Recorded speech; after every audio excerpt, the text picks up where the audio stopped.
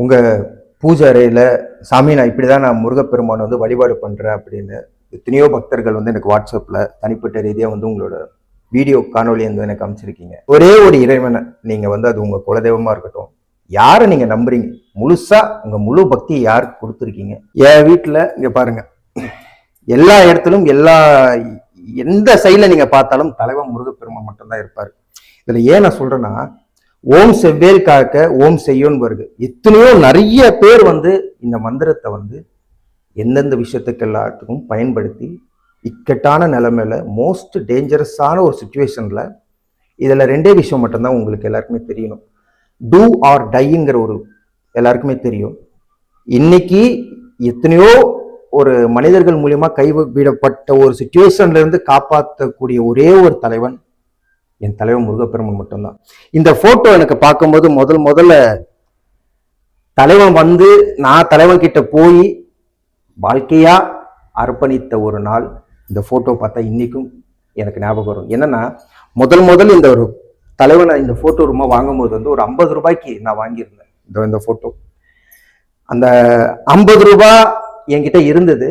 இந்த 50 ரூபாய்க்கு இந்த போட்டோ விருப்பப்பட்டு மனசார ஒரு முழு பக்தியோட நான் வாங்கும்போது வந்து இதை வச்சு ஏதாவது வாங்கலாமா, வேற எதுவுமே கிடையாது, 50 ரூபா வச்சு இவரை ஃபஸ்ட்டுக்கு ஒரு சின்ன வீட்டில் கொண்டாந்து வச்சு வழிபாடு செஞ்ச நான் இன்னைக்கு பாருங்க. ஏன் இன்னைக்கு பாருங்க அப்படின்னு நான் சொல்றேன்னா, இதுவே ஒரு முழு உதாரணம், உங்களுக்கு வேற எதுவுமே வேண்டாம். ஏன் இதை நான் சொல்றேன்னா, தலைவனை மட்டும் நீங்க நம்பினீங்கன்னா உங்க வாழ்க்கை எந்த நிலைமை வேணா இருக்கட்டும் நிச்சயமா மாறும், உங்களுக்கான நேரம் வரும்.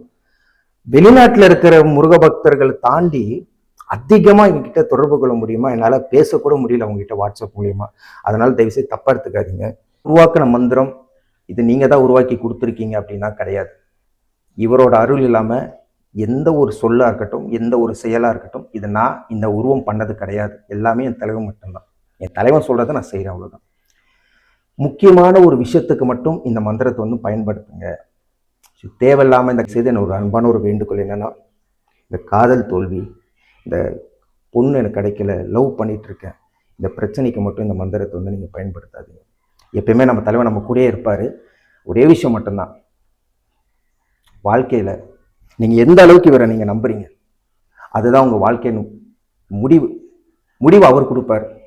நீங்க ஆரம்பிச்சு வச்சா மட்டும் போதும். செவ்வேலோட எந்திரம் நீங்க நிறைய பேர் கேட்டிருந்தீங்க. நல்லா 20 மட்டும்தான் இருக்கு. இந்த 20 இருக்கு, வேணுங்கிறவங்க தயவு செய்து நீங்க வந்து கேளுங்க. ஏன்னா அதிகமா வெளிநாட்டுகள் தான், வெளிநாட்டுல துபாய், பிரான்ஸு, லண்டன், சுவிட்சர்லாந்து இந்த மாதிரி நாடுகளை தான் அனுப்பியிருக்காங்க.